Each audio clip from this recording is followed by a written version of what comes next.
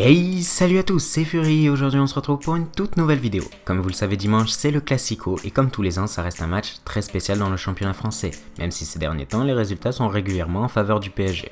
Ce Classico a donné de très grands matchs qu'on verra prochainement dans une autre vidéo, mais également d'énormes tensions entre les supporters des deux clubs. Mais malgré les tensions, ça n'a pas empêché de nombreux joueurs de porter les couleurs des deux clubs, pour le meilleur et souvent pour le pire. Nous allons donc revenir en vidéo sur les meilleurs joueurs ayant joué pour l'OM et pour le PSG, et sans plus attendre, c'est parti. Et on commence tout doucement avec un joueur que j'ai adoré étant petit, Lorik Sana, qui après avoir passé 2 ans au PSG de 2003 à 2005 rejoindra l'Olympique de Marseille au mercato d'été 2005, déclarant ainsi rejoindre son club de cœur. Ce qui ne fut pas vraiment du goût des supporters parisiens, qui lors de son retour au parc accueillit le joueur avec une belle banderole « Sana, aucune fierté, va te faire enculer ».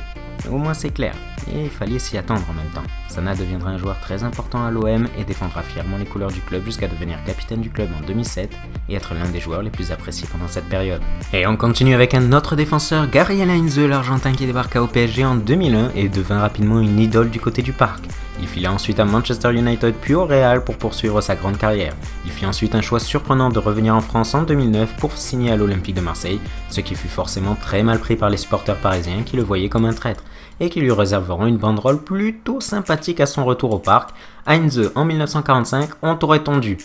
À l'Olympique de Marseille, on se souviendra quand même d'un super joueur qui aura joué un très grand rôle dans le titre de champion de France 2010. Là, on a un cas quand même très spécial. Laurent Fournier a donc joué à l'OM lors de la saison 1990 où il ne fera pas vraiment l'unanimité.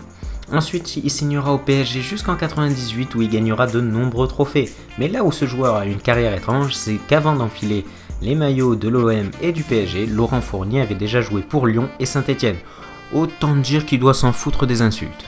Vous avez été choqué pour l'accueil de Valbuena au Vélodrome? Eh ben, dites-vous que ça a été plus ou moins la même chose pour Fiorez au Parc des Princes. En effet, le joueur du PSG de 2002 à 2004 est devenu l'un des joueurs les plus détestés de la capitale, lorsqu'il décide en 2004 de signer à l'Olympique de Marseille. Son retour au parc fut pour lui un vrai calvaire entre insultes, sifflets et jets de projectiles. Et le problème, c'est qu'il ne fut jamais réellement accepté à Marseille, à cause de ses mauvaises performances. Quand ça veut pas, ça veut pas. Et à la même époque, on ne peut pas non plus oublier Frédéric Dehu qui, après son passage au FC Barcelone, Barcelone, signe au PSG et s'impose comme un taulier de la défense parisienne. Mais à la fin de son contrat, en 2004, il surprend tout le monde en signant lui également chez l'ennemi marseillais et se prend, comme tous les joueurs de cette vidéo, un accueil pas très sympa lors de son retour au parc avec une belle banderole adressée aux Marseillais. Nous avons Jésus, vous avez Judas. Vous connaissez sûrement Daniel Bravo en tant que consultant Canal ou beIN Sport et lui aussi fait partie de cette vidéo, puisque lui aussi a joué pour les deux clubs français. Il a notamment disputé 7 saisons sous les couleurs parisiennes où il fut l'un des piliers du club et où il disputa 280 matchs, puis s'engagea à l'Olympique de Marseille en 1998 pour une saison où il fut très mauvais. Oui, j'ai pas grand chose d'autre à rajouter, il était pas bon, qu'est-ce que vous voulez que je vous dise? On va revenir à une période beaucoup plus récente avec Ben Arfa qui a porté le maillot olympien de 2008 à 2010 avant de rejoindre le PSG en 2016 où pour l'instant, tout ne se passe pas pour le mieux pour lui. Pour l'instant, il n'a pas encore fait son retour au Vélodrome et on ne sait pas vraiment quel accueil lui sera réservé. Mais ce qui pourrait énerver, c'est qu'il a tendance à parler de chaque club où il joue comme étant son club de cœur. Alors qu'il a déjà joué pour Lyon, pour l'OM et pour Paris. Ça fait beaucoup de clubs de cœur à la fin. Et on va continuer avec Laurent Blanc qui n'a en effet pas joué au PSG mais qui fut quand même entraîneur du PSG de 2013 à 2016 où il fut très important pour la mise en place du projet qatari, le PSG ayant gagné 11 titres sous ses ordres. Mais avant ça, il a joué pour l'Olympique de Marseille pendant 2 années où il fut très bon et où l'OM aura la meilleure défense du championnat. Et on va terminer cette vidéo avec un joueur ayant porté les 2 maillots mais qu'on oublie trop souvent, Georges Weah. En effet, le buteur libérien a réellement explosé au PSG où il s'imposa comme l'un des meilleurs buteurs et où il est considéré comme l'un des meilleurs joueurs du club. Il y joua de 1992 à 1995 avant de signer à l'AC Milan où il gagnera le Ballon d'Or la même année.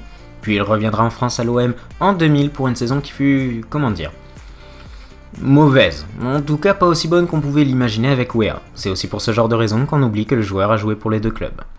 Évidemment, la liste est beaucoup plus longue, mais j'ai essayé de ne parler que des cas les plus importants. En tout cas, on remarque qu'il y a largement plus de joueurs ayant rejoint l'OM après avoir joué à Paris que dans l'autre sens. En même temps, une fois qu'on a vu ce que c'était de jouer à l'OM, c'est compliqué de vouloir jouer au PSG. J'espère que cette vidéo vous aura plu. Si c'est le cas, n'hésitez pas à me le dire dans les commentaires, à laisser un like, à partager et évidemment, à vous abonner à la chaîne. C'était Fury, à la prochaine.